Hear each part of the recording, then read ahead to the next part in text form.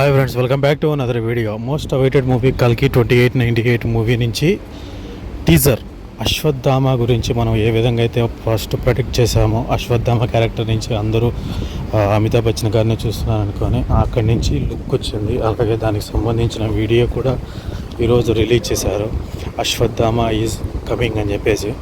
ఈ సినిమా మామూలుగా ఈ నెల 5వ నెల 29వ తేదీ రిలీజ్ కావాల్సి ఉంది. కాకపోతే పోస్ట్ ప్రొడక్షన్ పని వల్ల లేదా గ్రాఫిక్ డిజైన్ వల్ల లేట్ అవుతుందని చెప్తున్నారు, కానీ ఇంకా రిలీజ్ డేస్ కన్ఫర్మ్ చేయలేదు.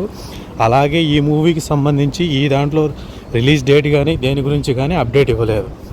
కానీ వీడియోలో మనకు అర్థమైంది ఏంటంటే, మనకు ట్రైలర్లో ఏ విధంగా చూపించిన వీడియోనో అదే విధంగానే ఒక టెంపుల్లో అశ్వత్థామ క్యారెక్టర్ పరంగా అమితాబ్ బచ్చన్ గారు ధ్యానంలో ఉంటాడు. శివలింగానికి మామూలుగా మనం రుద్రాక్ష లింగం అంటారు కదా, ఆ సంబంధించిన ఒక శివలింగం గురించి పూజ చేస్తూ ఉంటాడు. ఇప్పటికే అక్కడికి వచ్చిన చిన్న బాబు తనను ఆట పట్టిస్తూ లేదంటే ఏడిపిస్తూ అసలు నువ్వెవరు అని చెప్పేసి రకరకాల భాషల్లో మాట్లాడుతూ తనని మాట్లాడియాలని చూస్తాడు.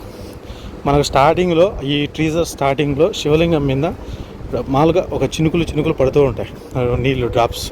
కానీ టీజర్ ఎండింగ్లో ఆ డ్రాప్స్ అన్నీ అయిపోవడంతో తను ఒకసారి టచ్ చేసి చూసి రానున్న మహాయుద్ధంలో నా భాగం చాలా ఉంది అని చెప్పడం. దాని తర్వాత అక్కడి నుంచి లేచి తన శివలింగానికి దీపం మిగిలిచ్చి తనకు నుదుటినున్న మణిని తీసుకొని తనకు మళ్ళీ ధరించి, ఎందుకంటే తన రక్తం ఇదంతా కుళ్ళిపోయిన శరీరంతో అటు ఇటుగా ఉంటాడు కదా, ఆ కైండ్ శాపం ఉంటుంది కదా, ఒళ్ళంతా రక్తం చీము నెత్తురు కారుతూ అది శాపం ఉంటుంది శ్రీకృష్ణుని.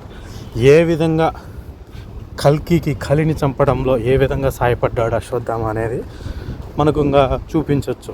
ఇది 2 పార్ట్స్ లేదా 3 పార్ట్స్ అంటున్నారు.